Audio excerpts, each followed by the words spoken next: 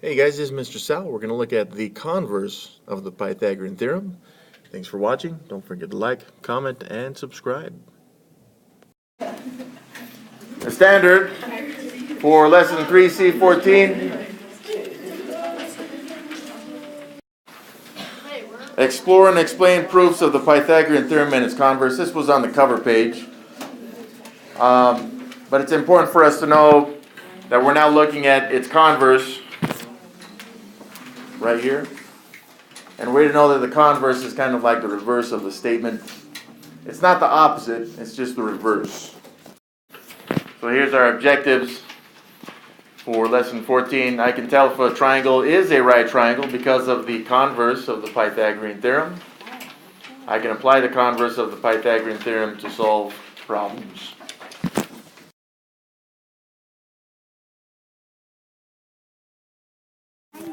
Let's look at some key vocabulary on this one.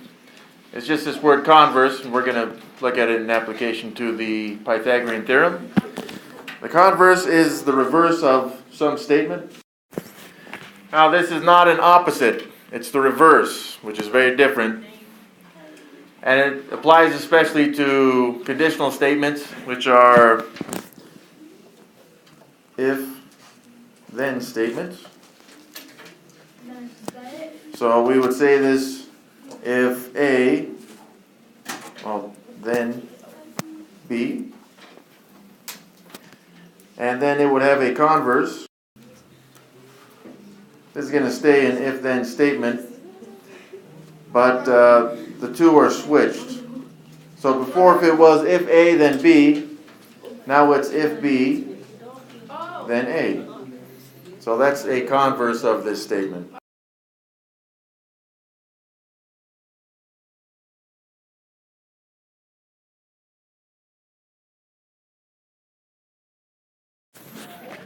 Just looking back, the Pythagorean theorem is if you have a right triangle, then a squared plus b squared equals c squared, where a and b represent the legs of the right triangle and c represents the hypotenuse. The converse of the Pythagorean theorem is just the reverse. Okay, again, it's not opposite. So the if statement and the then statement just switch. So instead of this being then, because this one was then a squared plus b squared equals c squared. Now it's if a squared plus b squared equals c squared. So if a squared plus b squared equals c squared, then, just like it was the if statement for the Pythagorean theorem, it now becomes the then statement. Then you have a right triangle. Now the reason this is important is because if we are given a triangle with three side lengths, it's not going to tell us anymore if it's a right triangle, even though if it draws the picture for us, it may look like a right angle. We can't be sure until we find out if a squared plus b squared equals c squared. If a squared plus b squared does not equal c squared, then it's a false statement and we know that it would not be a right triangle. We'll look at some examples for this. So when we're determining if the three side lengths are a right triangle, we need to keep in mind that the hypotenuse is always the longest of the three. Now it may not list them from least to greatest or greatest to least, so they may mix them up. So just be aware. We need to look for the longest of the three sides and know that is the hypotenuse, which means the two short sides have to be legs. Number one. The numbers in the diagram below indicate the units of length of each side of the triangle. Is this triangle shown below a right triangle? Show your work and answer in a complete sentence, which we will do. All right, so we need to determine if this is a right triangle. To do that, we're going to take one of the legs and square it, and we're going to add the other leg squared. And it needs to be the hypotenuse squared. Okay. So on this one, I can see this. This would be one of the legs, if it's a right angle there. Another reason I can tell this is a leg is because the hypotenuse is always the longest side. So the hypotenuse will always be the biggest of the three numbers. And then I would have this other length right here, which again is not the biggest. of the three numbers, so I know that would have to be a leg. And then I've got this biggest number, which means it has to be the hypotenuse at 15. So we'll just evaluate this and see. It's more like a question mark above the equal sign, because we're determining if it actually is equal or not. If it's not equal, then it's not a right triangle. If it is equal, then it is. So 9 to the power of 2 is 81. 12 to the power of 2 is 144. And 15 to the power of 2 is 225. So when I add these two together, it appears that I get 225. And that equals then the 225. Since this is true, then we know we have a right triangle. So we'll write this as a complete sentence then. So this is written as a complete sentence since, well, there's some typos. Since the leg squared plus the other leg squared equals the hypotenuse squared, this is a right triangle, which is the converse of the Pythagorean theorem. Now, if we found that this was false, then we would know this is not a right triangle. But we do expect answers in sentences to look like this, just without the typos. So, I don't know what the heck. We'll put the T in there. There we go.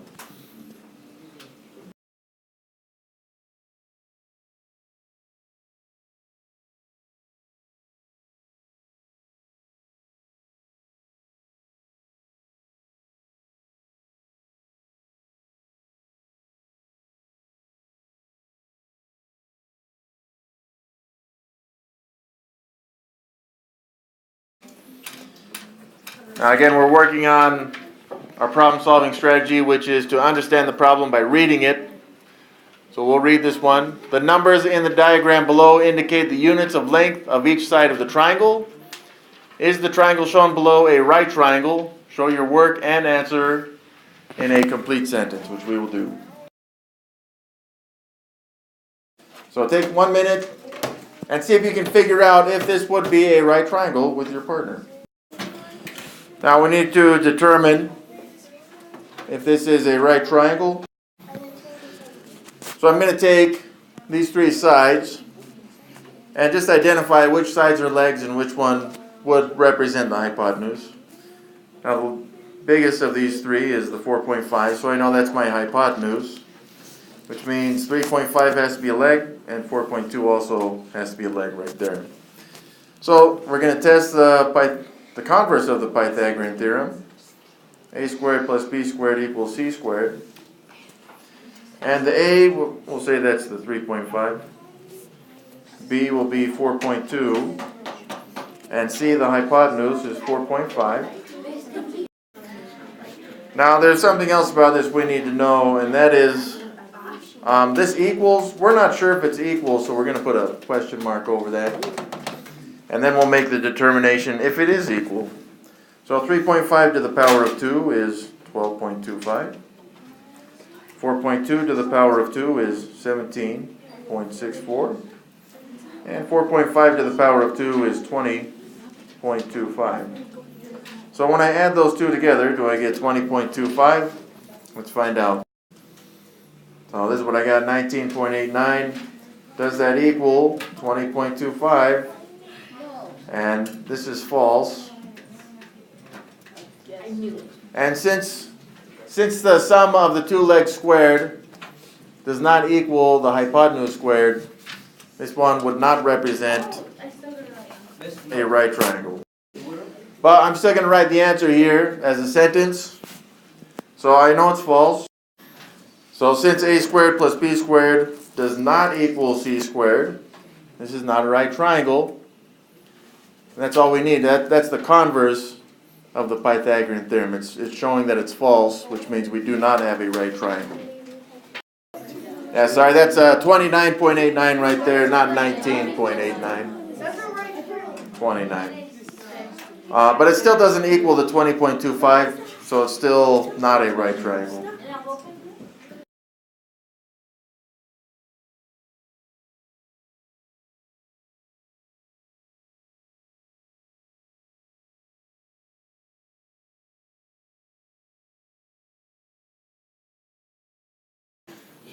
Number 3, the numbers in the diagram below indicate the units of length of each side of the triangle. Is the triangle shown below a right triangle? Show your work and answer in a complete sentence, which we will do, and we expect you to do, to answer these questions as complete sentences. All right, so the Pythagorean Theorem, the converse, tells us that if one of the legs squared plus the other leg squared, it should equal the hypotenuse squared. And we may be concerned on this one because we're not sure which value is which. But like we've mentioned already, the longest side is always the hypotenuse, and the two shorter sides will be the legs. So the longest side on this one is 170 right here, and I know that would be the hypotenuse, which means 72 is a leg, and also 154 would also be a leg right here. Now this says equal. We're actually not sure if this is equal yet, but we're going to determine if it's equal, so I'm going to put a question mark over that equal sign, and then we will determine if it is equal or not. So let's evaluate 72 squared, 154 squared, and 170 squared. So all I did is evaluate those squares. So when I add the two squares of the legs together, I should get that hypotenuse squared. Let's see if we do. So I'm going to add those together. 0, 0, 7, 8, 9. 5 and 3 is 8. And then we got the 2 there. So I got 28,900 equals 28,900. This right here is true.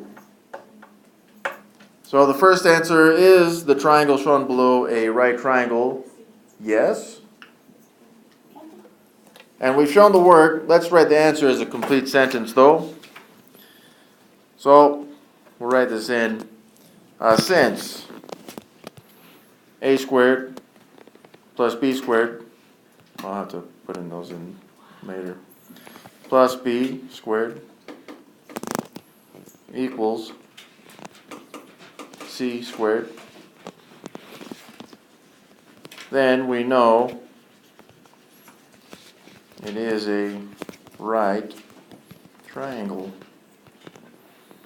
But yeah, let me fill those squares in.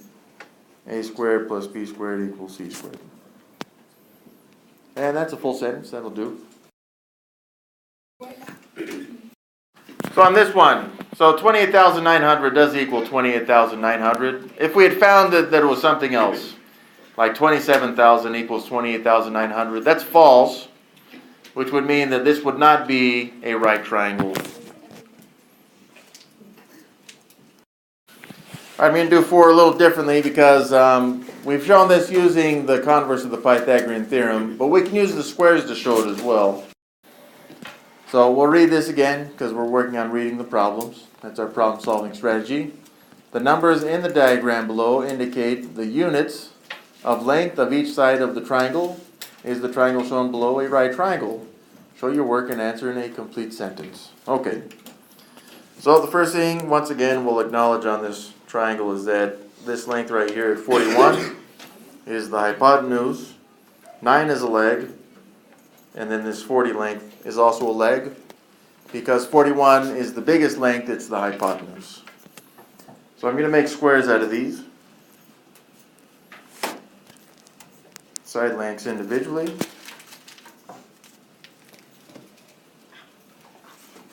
I didn't draw those great, but that'll work.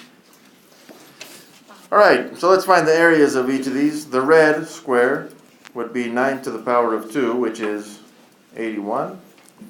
The purple square, the area of it would be 40 to the power of 2, which is 1600. And then the green square, which has an area of 41 to the power of 2. So the green square has an area of 1681. Now remember, if the Pythagorean theorem holds, or the converse does, then we'll know it's a right triangle, which means the red area, which was 81, if I add it to the purple area, which is 1,600, then it should equal the area of the hypotenuse as a square, or the big one, at 1681. So right now it's a question mark, but I can see when I add these, I'm going to get 1681, which will be equal to 1681. And since this is true, I would know that this is a right triangle, and that will be the answer for our complete sentence. So there we go. Since a squared plus b squared equals c squared, then we know the triangle is a right triangle. So the good news now is we've seen it using the Pythagorean Theorem or the converse directly, and also by drawing the squares. So you can use whichever method you like the best to solve this one. Take a moment, read this with your neighbor, and take 1 minute to solve it. So on this one, and you guys got that pretty good, we know 36, that's the hypotenuse, or it would be if it's a right triangle. We're going to square that, and then that gives us 1296, right? But then we got the other two legs, if it is a right triangle, which is 10, and also 34, which we square that. When we add these two together, we get 1256, right? Well, these two answers that we have now, 1256 and 1296, they're not equal. So we know that this one would not be a right triangle. So we will explain that as a sentence. There we go. So it is not a right triangle because a squared plus b squared does not equal c squared. This one we know, or we're not sure yet if it's a right triangle because it didn't show that square mark right there. Since it didn't show it, we can't assume that it's a right triangle unless we confirm that the converse of the Pythagorean theorem is true.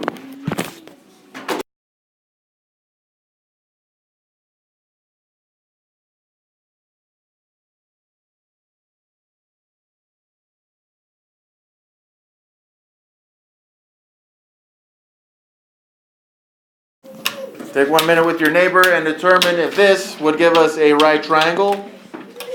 Actually, let's read it. The numbers in the diagram below indicate the units of length of each side of the triangle.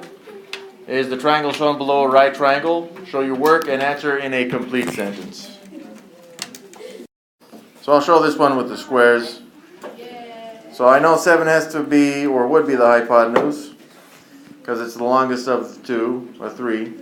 So I'm going to make it a square, and its area would be 7 squared, which is 49.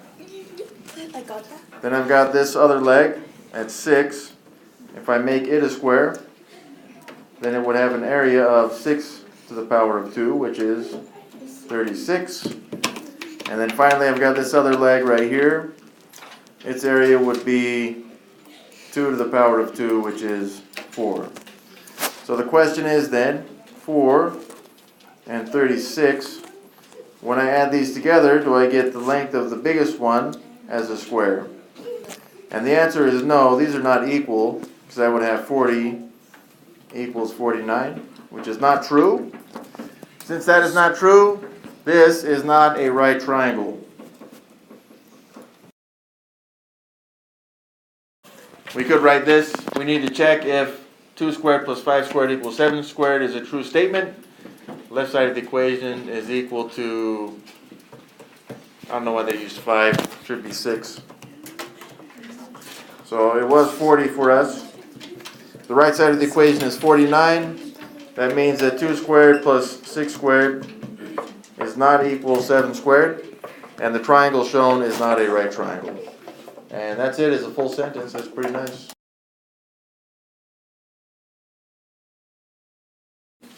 Again, let's read this. The numbers in the diagram below indicate the units of length of each side of the triangle. Is the triangle shown below a right triangle? Show your work and answer in a complete sentence. Take 1 minute and do this with your partner.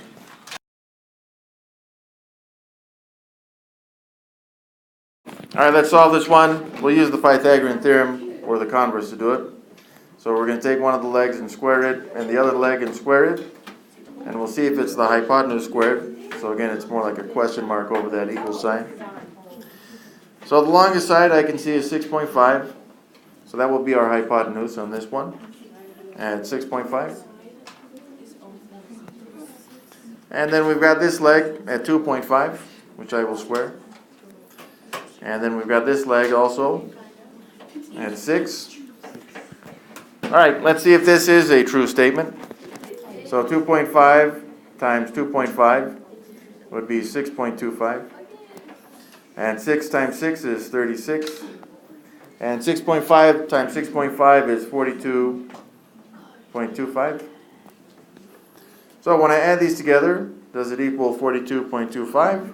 Yes. And yes, it does.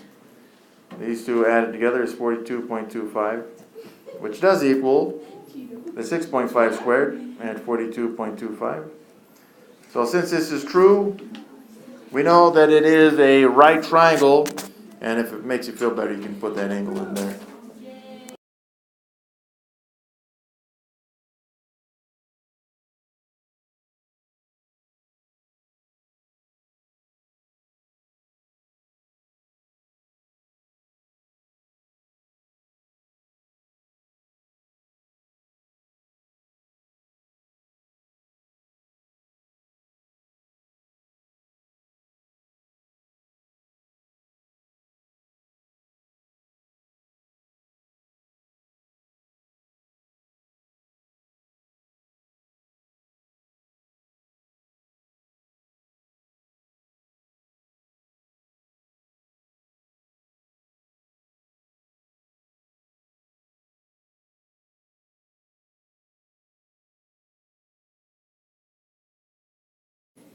All right, you guys, this is the problem set in lesson 14. Take a moment with your neighbor and try each of these. And then after a couple minutes, I'll show you the answer to each one as we go. But it's not about the answers, you guys. You have to work. Okay, work with your neighbor, work with your partner, so that you can understand these, so that when you're checking your work, you're just verifying what you know already.